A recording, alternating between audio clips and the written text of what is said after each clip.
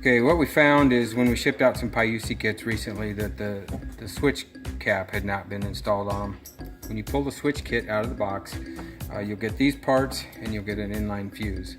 So let's start out, we'll put the fuse in, just slips in the bottom here, goes into the two spade connectors and locks in. Okay, and we're going to go red to red, so the wire from the motor will click in.